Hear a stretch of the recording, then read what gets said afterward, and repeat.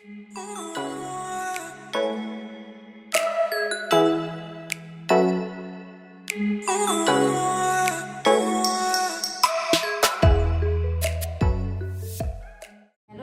Welcome back to my channel. আজকে আমি তোমাদের সাথে যে রেসিপিটা শেয়ার করব সেটা হলো গোবিন্দভোগ চাল দিয়ে পায়েসের রেসিপি। দেখে নেওয়া যাক আজকে এই রেসিপিটা। আজকে আমি এই পায়েস রেসিপিটা তৈরি করার জন্য যেই ইনগ্রিডিয়েন্টসগুলো ব্যবহার করব সেটা হলো, দেখো, দুধ নিয়েছি, কাজু বাদাম নিয়েছি, গোবিন্দভোগ চাল নিয়েছি, কিশমিশ, আমন্ড, বাটার আর একটা অমূল্যর প্যাকেট। দেখে নেওয়া যাক আজকের মূল রেসিপি। শীতের দিনে এরকম পায়েস খেতে সবারই পছন্দের, আর আমি আজকে তোমাদের সাথে এই পায়েসের রেসিপিটাই শেয়ার করছি। আমি চিনি দিয়ে পায়েসটা তৈরি করব।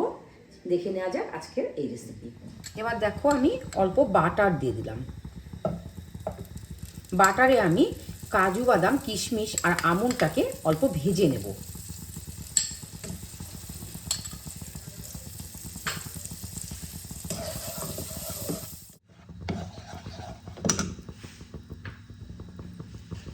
এই যে কাজু বাদামগুলোকে আমি ভেজে নেব।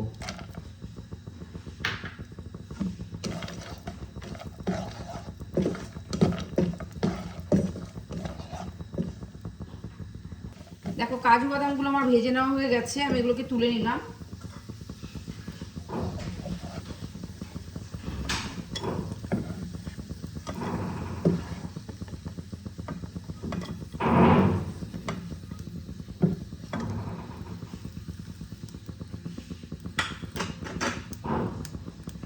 এবার আমি আমন্ডগুলোকে ভেজে নেব।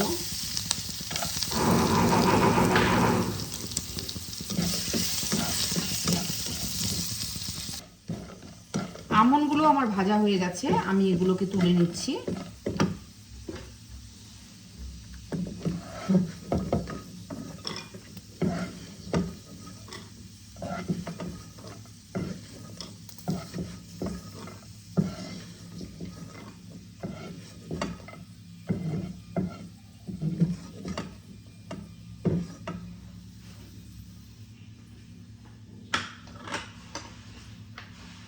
এবার আমি কিশমিশগুলোকে ভেজে নেব।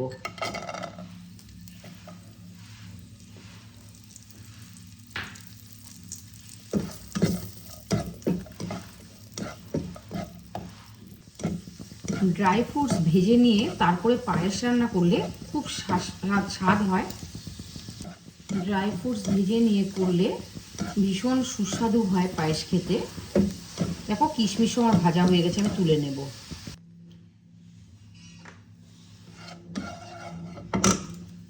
এবার আমি দুটো তেজপাতাকে ফোড়নে দিয়ে দিলাম।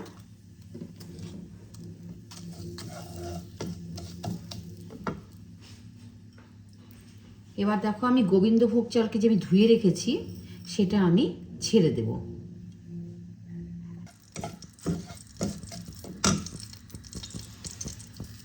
এই যে এখন আমি চালগুলোকে ভেজে নেব।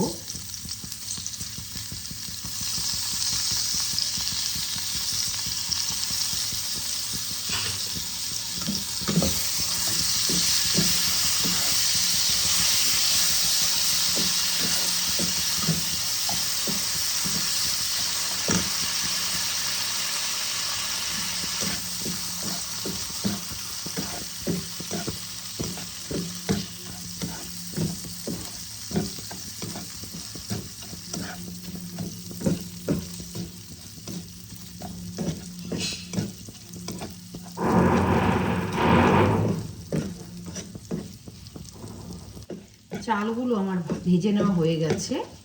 আমি এই পর্যায়ে দুধগুলোকে দিয়ে দেব।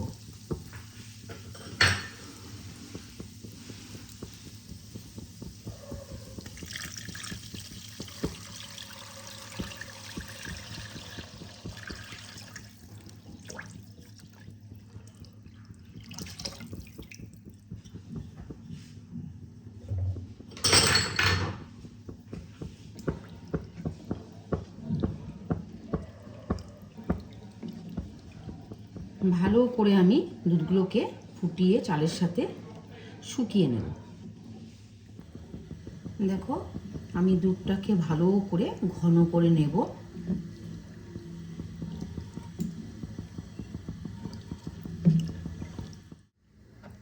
দুধটা আমার অনেকটাই ঘন হয়ে এসেছে, আমি আরও ঘন করে নেব। পায়েস সবসময় একটু ক্ষীর ক্ষীর হলে খেতে খুবই ভালো হয়।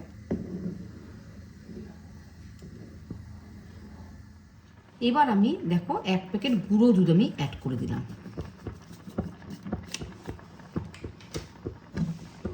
ভালো করে মিশিয়ে নেব।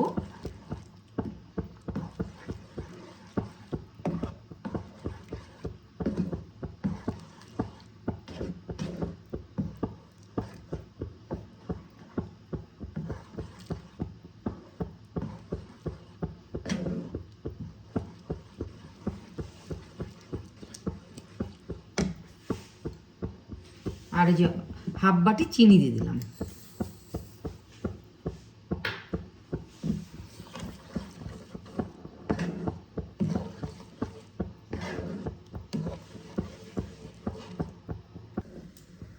দেখো দুধ আমার একদম ক্ষীর ক্ষীর হয়ে এসেছে।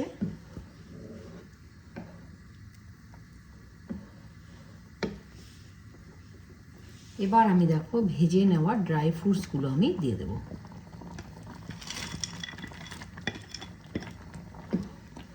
ভালো করে মিশিয়ে নেব।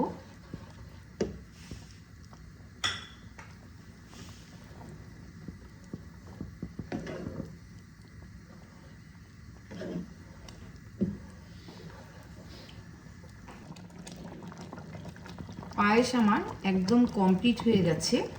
আমি এবার একটা বোলের মধ্যে নিয়ে নেব। রেসিপিটা তোমাদের কেমন লেগেছে অবশ্যই কমেন্টের মাধ্যমে জানিও। আর যদি ভালো লেগে থাকে তাহলে লাইক একটা শেয়ার করে পাশে থেকো। আর যদি তোমরা এরকমই নিত্য নতুন যদি রেসিপি আমার কাছ থেকে পেতে চাও তাহলে আমার চ্যানেলটাকে অবশ্যই সাবস্ক্রাইব করে দিও। আর ফেসবুক থেকে দেখে থাকলে তাহলে ফলো করে দিও। ভালো থেকো, সুস্থ থেকো, ধন্যবাদ।